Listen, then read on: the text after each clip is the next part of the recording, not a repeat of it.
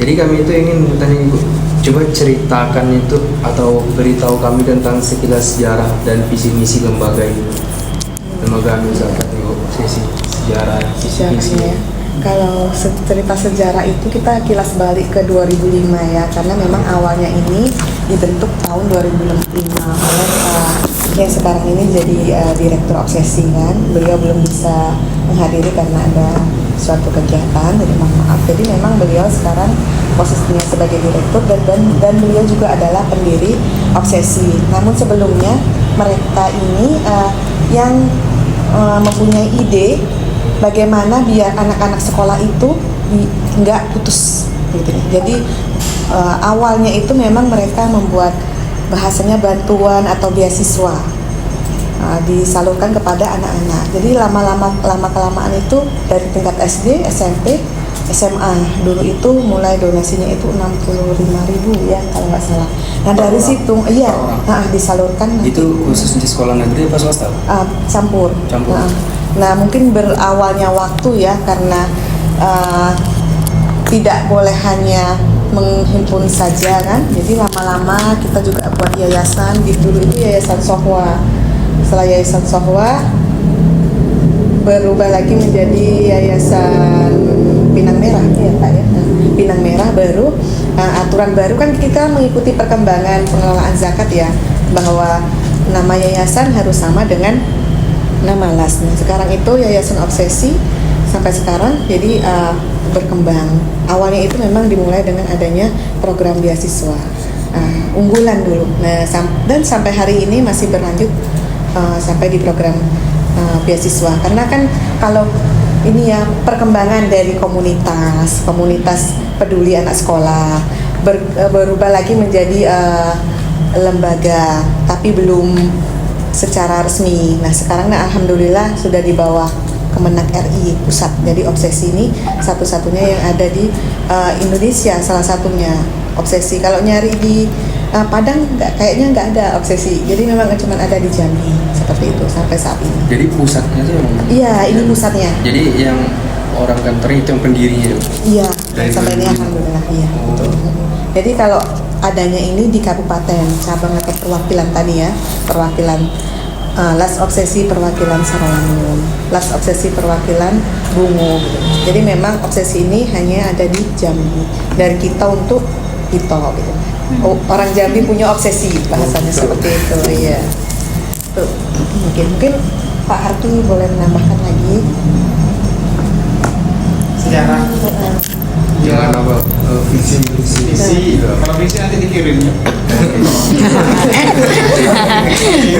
biar cepat. Kalau hari ini biasanya kalau visi itu kita memang mau jadi lembaga amil zakat atau lembaga filantropi yang kokoh yang kuat, yang mampu menjadi semacam sehingga yang menghubungkan antara orang-orang yang beriman pada amanah, kemudian nanti untuk kita salurkan kepada masyarakat penerima manfaat. Kalau kita menyebut di lembaga amil zakat itu biasanya penerima manfaat.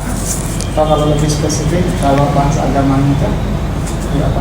Yang orang yang berhak menerima zakat, Orang yang yatim, orang berhak menerima zakat. Iya. Ya, orang dalam perjalanan, musafir. itu asbabnya. Kalau ini tadi apa Bu Yani? Wajib zakat itu namanya mazaki. Oh, mazaki. Ya, Kalau yang belum zakat mustahil. Kalau yang 8 tadi Asnafnya. anak yatim tidak masuk ya? Yatim masuk tak? Masuk ya? Masuk dong? Masuk. Anak yatim yang miskin Iya. masuk. Karena ada juga anak yatim yang kaya. Yang tidak mampu gitu berarti. Iya. Tapi kalau cuma anak yatim saja, nggak ada tambahan lagi, Sama nggak bisa masuk. bingung. Itu masuk dalam asnaf. Cuman kalau penerimaan namanya mustahil. Oke Bu, saya sini kan agak salah paham tuh visabilillah nih maksudnya gimana ya Bu? Tuh panjang bisa bilang. Ini Enggak, kajian soalnya kan fikih lagi ini kita bukan ini Pak. fikih. Ini memang saya pernah Jangan. zakat karena saya dari daerah saya itu saya yang mondok mondok Oh, iya. 6 tahun balik ke kampung, jadi saya dapat karena saya tuh fisabilillah gitu. Jadi orang mondok tuh dapat ya. Kalau di beberapa daerah, Di termasuk di satu tempat, di satu desa, itu dapat. Oh iya fisabilillah. Menuntut Jadi ilmu. dapat. Jadi biasanya kita kembalikan kepada ini masa apa sih gitu? Masa apa? Masa ada apa? Nah, Alhamdulillah itu kan orang yang ini. Jadi orang yang pelajar yang pondok itu dimasukkan ke dalam orang fisabilillah. Ini saya tanya ini ya. Saya tanya dengan orang yang ini. Kalau biasanya mereka itu bukan ahli zakat, panitia zakat gitu ya. Panitia zakat. Jadi fisabilillah itu termasuklah anak-anak yang mau lulus pesantren itu dimasukkan di situ. Fisabilillah. Tergantung daerahnya. Tergantung daerahnya mau ngasih apa enggak itu ya. Tergantung panitia sih. Tergantung panitianya gitu kan. Tapi di beberapa tempat itu dikasih memang. Tapi kalau misalnya fisabilillah anak pondok pen orang kaya enggak? Bagi mereka dikasih semua. Dikasih semua. Makanya saya pernah diprotes sama satu ibu-ibu, anaknya sekolah di pondok, jangan diam ya. Jadi saya diprotes di satu desa gitu kan. Anak saya masuk di sini nih, gitu kan. Kenapa saya tidak dikasih? Karena ibu kan masih mampu nih, suami ibu masih ada. Tapi anak saya ada di situ tuh, ya zakatnya kamu kemana gitu kan? Ya, jadi kami dahulukan yang Nggak mampu. Lebih fakir mampu. miskin dulu. Jadi anak ibu ini memang sama panitia zakat di tingkat desa itu dimasukkan nama anak ibu. Tapi kalau dari kami dari lembaga subsidi kami dahulukan yang fakir miskin. Jadi punya agak protes gitu, ada marah-marah gitu, marah-marahnya mereka. Cuma agak aneh gitu kan. Duit zakatnya gitu kan.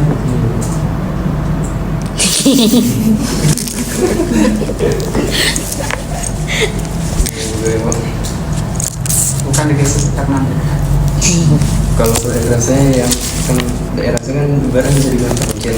Jadi orang yang mondok tuh dia nampak seperti apa aja gitu. Jadi orang itu dikasih. iya. Kalau yang sekolah umum dikasih, Sekolah enggak. enggak kan sama enggak? Sama menuntut ilmu ya? Maksudnya tuh atas nama pondok bagi dia Pak. Ya. Walaupun misalnya kan kami ibaratnya terpencil Pak, kayak di PT tinggalan orang PT itu keluar merantau. Nah kalau merantau dalam keadaan mondok itu dapat Pak, tapi kalau entah SMA tapi itu nggak tahu panitia kan. Mungkin dia keluar merantau SMA nggak dapat mungkin, atau dia yang dapat atas nama pondok Pak, mondok. Emang sungguh-sungguh menuntut ilmu di pondok selama 6 tahun itu kasih Pak. Itu nanti banyak begini, kita butuh waktu khusus. Kuliahnya juga dari Pokoknya kasih sudah mau Dewan Pengawas Syariah. Siapa yang masuk Sabilillah, siapa yang masuk ini ternyata panjang untuk kajian. Itu cukup waktu kita nanti. Kemarin deh sampai berapa jam membahas itu. Karena mereka Nggak ada menyampaikan kesalahan. banyak pendapat ya, Banyak pendapat. dapat banyak pendapat dan kita tidak bisa menyalahkan satu pendapat kita saling menghargai mana yang Lanjut ya Bu. Ya. Kan tadi udah sejarah dengan visi misi. Apa saja layanan utama yang ditawarkan oleh lembaga amil zakat? Bagaimana layanan tersebut berbeda dari amil zakat lainnya Bu? kalau layanan kita pertama ya programnya itu tentunya karena kita lembaga zakat ya kita tawarkan pertama itu adalah zakat profesi, zakat mal. Itu yang memang mau kita bahasanya itu ajakan kepada masyarakat, karena memang sebenarnya banyak di antara kita itu yang memang sudah wajib zakat tetapi tidak tahu. Ada yang memang belum sadar gitu. Ada yang belum sadar dan tidak tahu, dan ada yang belum tahu di mana harus saya salurkan. Jadi kita memang edukasi zakat itu program yang memang masih tetap kita mau jalankan, edukasi zakat. Selain itu, Las Obsesi juga ada program-program yang lainnya yang memang program infak yang besar. Itu salah satunya kayak program unggulan beasiswa. Untuk saat ini ya beberapa 1 tahun kebelakang itu adalah termasuk lagi yang meningkat ini adalah program penggalangan dana Palestina. Terus selanjutnya adalah untuk bulan ini kita targetkan ada Sapa Masjid.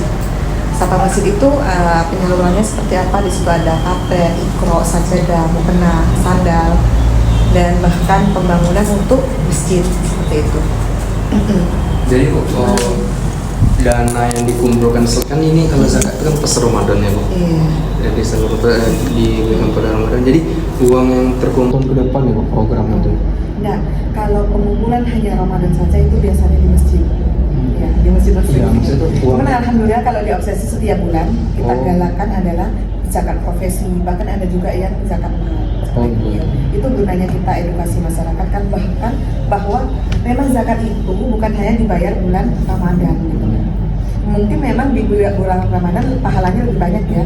Cuman esensinya adalah zakat profesi itu zakat yang wajib kita bayarkan setiap bulan ketika sudah mencapai nisab. Seperti itu. Kemana saja uangnya? Itu setiap bulan kita penyaluran. Obsesi ini adalah penyaluran UMM, ada penyaluran yang dalam bentuk tunai, ada penyaluran dalam bentuk sembako. Nah, itu yang dari dana zakat. Bahkan mungkin ada yang beasiswa dari dana zakat seperti itu. Seperti itu bergulir. Dan alhamdulillah memang harapannya UMM ini kan yang memang digalakkan juga sama pemerintah. Ditargetkan kita ya, minimal 1 tahun berapa mustahik yang sudah menjadi muzaki dari program UMM. UMM ini kan memang bahasanya ya mendayagunakan pemberdayaan terbaik ya, dari bahasanya mustahik ya, bahasanya banyak utang gitu ya. Tapi dari situ kita bisa memberikan modal dan bantuan alat sehingga mereka itu mau berusaha. Yang pertama saja setidaknya lunas utang, terus yang kedua setidaknya bisa berinfak, dan tujuan goalsnya itu adalah mustahik itu bisa menjadi muzaki, dan itu prosesnya lama, nggak cukup 1 tahun, bahkan ada yang sampai 5 tahun. Ya bahasanya kita sendiri ya, yang mungkin notabene ada saudara kita yang nggak mampu ya, dikasih bantuan dia bekerja keras. Ketika dia sudah berinfak, ada ya musai kita yang udah berinfak Pak ya, ke obsesi itu UMM bakso, UMM kerupuk itu alhamdulillah walaupun belum rutin, setidaknya dia juga sudah paham ternyata infak itu tidak menunggu harus kaya. Sama gitu ya, menikah juga nggak harus nunggu kaya gitu. Itu mungkin sekali. Selanjutnya ini kan pertanyaannya, apa tantangan utama dalam menerapkan pengumpulan dan penyaluran zakat, sedekah dan infak yang terjadi di lapangan? Sedangkan misalnya kalau ada opini masyarakat, misalnya, ngapain sih korupsi ini kebahas nggak sih? Kan terpercaya, itu kan ada negara, situ pasti penyalurannya aman lah, walaupun juga ada korupsi pasti itu nama negara. Jadi obsesi itu cara menggait hati masyarakat itu gimana jadi mereka percaya, walaupun ini badan swasta, tapi ini bisa aman. Untuk sementara alhamdulillah lah ini ya, untuk sementara ya, jika ada beberapa donatur ini ada bahasa ada obsesi jadi dekat ya.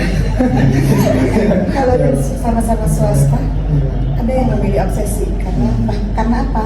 Karena ini ya tahu memang bekerja kumpulin dari 5.000 dari 10.000 kami ngajak orang berdonasi untuk kami salurkan, dan kita mencoba untuk secara keuangan secara transparan, penyaluran secara langsung disaksikan oleh masyarakat langsung turun gitu lah. Terus kita juga ada edukasi masyarakat gitu lah. Kalau tantangan itu pasti ada ya. Banyaknya munculnya lembaga zakat baru itu adalah salah satu tantangan dan motivasi kita gitu lah. Kalau ada yang baru kan, kita tertantang. Tapi di satu sisi juga penyemangat untuk kita, di sini temen udah gini nih, kita gimana? Seperti itu juga ketika ada Basnas ya.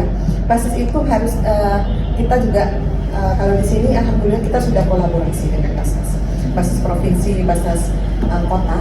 Kita ada kolaborasi untuk penyambung silaturahmi juga. Kita beberapa kali ada penyaluran Palestina, baru kemarin tetap kita salurkan ke Basnas walaupun memang kita sudah punya secara mandiri ya gitu. Jadi secara las bahasanya kita sesama ini ya, sama-sama berjuang kebaikan, kalau bisa nggak sampai sukun mengikut gitu kan. Bahasa sudah ada titiknya tersendiri ya, dia pemerintah zakatnya memang dari ASN sudah langsung dipotong. Nah obsesi bagaimana caranya kita edukasi masyarakat, kita ke masjid-masjid, kita sekolah-sekolah yang swasta juga, kita ke CSR, kita ke kerjasama keluarga. Intinya yang sudah menjadi milik Basnas kita nggak ini ya nggak seandainya. Jadi memang tetap sejalan meskipun memang tujuannya sama, tapi harapannya kita juga nggak saling sikut menyikut, sama-sama toh sama-sama kalau ini ya bahasanya kalau kayak jualan yang lain, rezekinya tuh udah masing-masing, tinggal bagaimana kita cara usahanya. Seperti itu. Ibu, pertanyaan selanjutnya nih, ada nggak sih inovasi atau fitur baru nih di Obsesi ini mengikuti perkembangan teknologi kayak fintech? Kan kayak misalnya kita bisa memudahkan, misalnya kayak orang Sarolangun bisa langsung kirim dana sedekah, nggak perlu kita ke setor, nggak perlu kita keluar dan dimanapun. Apakah ada? Kalau untuk saat ini ya via transfer ya ke bank, kiris, dana untuk sementara saat ini. Kalau pernah melalui Link. kalau link belum. Kita baru sampai di transfer, kiris, dana. Oh, belum ada link. Dan memang resume. kalau Belum kita dibuat. Sama kalau aplikasi gitu. kalau belum. Dan kemarin juga ada ini ya pembicaraan dengan sesama les di Jambi. Memang perkembangan di Jambi kayaknya baru sampai di situ. Kirain kan les Obsesi saja kan. Ternyata les yang lain juga baru sampai di transfer, di dana, cuma baru sampai di situ sih. Kita juga harap masih inilah perlu banyak belajar ya, karena sekarang eranya udah digital. Ilmu kayak Kita masih bikin tersendiri. bingung kita. Itu masih kekurangan SDM di bagian teknologi.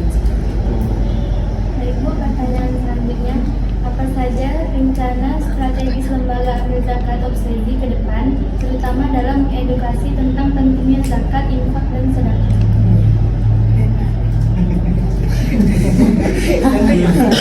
Strategis ya. Ya biasanya kan kalau misalnya ponat ya misalnya nggak siku anak dalam kan misalnya pendalaman juga mungkin ada yang kurang paham ininya kan buat apa sih zakat misalkan banyak yang gitu, jangan kan di daerah saya juga mungkin ada orang kaya apa mungkin zakat itu belum ngerti loh maksudnya apa buat apa gitu. Kayak jelasinnya gimana ilmunya masih tek-tek. Jadi satu sisi kita bersyukur dengan banyaknya lembaga amil zakat yang ada di Jambi.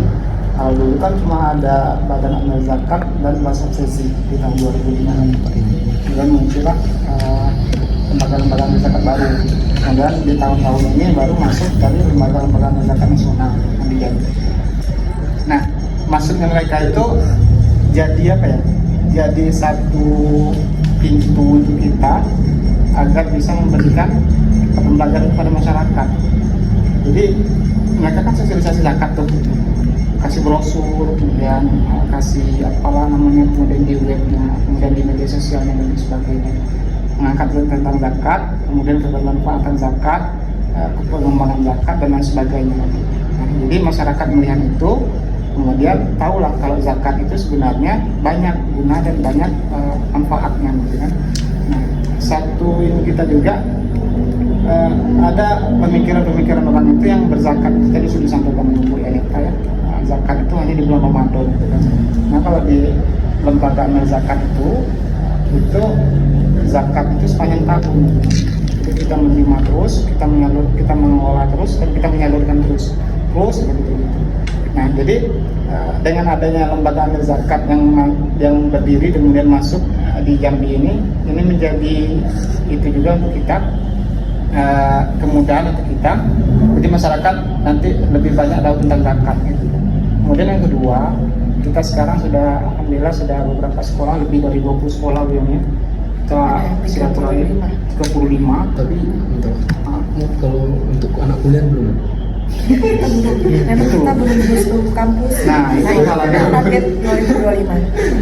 Ini baru lulus sekolah. Iya. Kita baru sekolah. Kalau kita langsung ke itu nanti kita, kalau Feby ini siapa nama wakil dekatnya yang belum? Bu Seriu. Oh, sekarang perempuan ya? Iya, bukan dekat tuh. Prodi namanya. Kalau dulu kita ketemu laki-laki itu yang belum bapaknya. Kalau dekatnya Karena yang Bu Rafida ya, rumahnya di belakang. Kita dulu sudah mau MOU dengan Feby, tapi sampai hari ini belum jadi. Bukan MOU kata. sudah silaturahim itu Sudah. Kalau bapaknya sarannya belum sampai MOU, baru sampai ke PKS kan, jangan kerjasama. Jadi nanti yang dari Feby bisa magang di Bas Obsesi, bisa belajar lebih banyak di Obsesi, gitu kan, dan lain sebagainya gitu.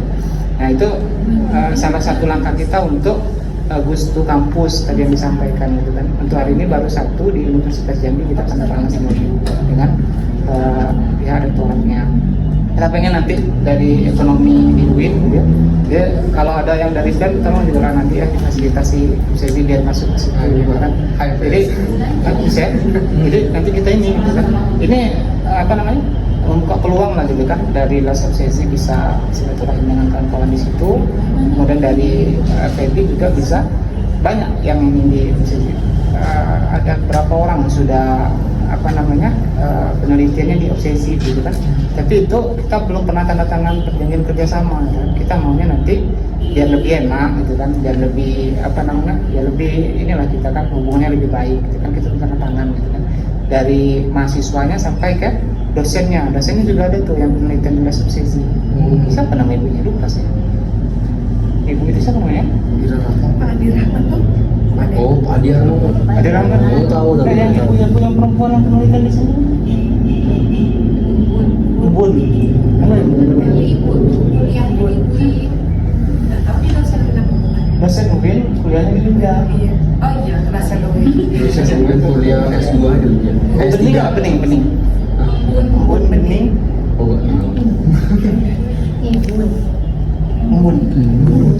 Nah, jadi itu balik ke pertanyaan tadi, langkah strategisnya kita masuk ke berbagai lapisan masyarakat, ke sekolah, ke kampus, nanti tolong yang kawan-kawan di BEM ya bantu les obsesi, jadi biar kita sama-sama saling ini nanti. Kemudian kalau di masyarakat kita masuk ke masjid-masjid tuh melalui program-program Sapa Masjid. Jadi nanti ini masjid di Pondok Meja tempat Bu Yanita. Jadi kita kerjasama bantuan Sapa Masjid, nanti program zakatnya di les obsesi gitu. Jadi ada semacam saling membutuhkan lah, kan saling menguntungkan antara les obsesi dan banyak ini. Kita memberikan sosialisasi kepada masyarakat di majelis taklim gitu kan. Kemudian kita di sekolah-sekolah juga ada gitu kan. Pokoknya kita pengen zakat ini nanti bukan cuma dibayarkan setiap Ramadan gitu kan. Jadi setiap ini ketika orang sudah sampai nasabnya, sudah sampai waktunya, sudah sampai dan sebagainya, oh ya saya bayar zakat gitu kan. Kemunculan itu yang nanti pengen kita sadarkan dan munculkan pada masyarakat. Zakat kan dengan sholat kan ayatnya sering berbarengan. Kenaikan sholat dan zakat. Kenaikan sholat dan zakat. Beda dengan nikah. Itu kira gitu. Cukup, Pak. Ya. Sudah 8 pertanyaannya. Mau 5 pertanyaan. Tadi dikira 8 kan? Anggota ya, Pak. Oh, Katanya 8.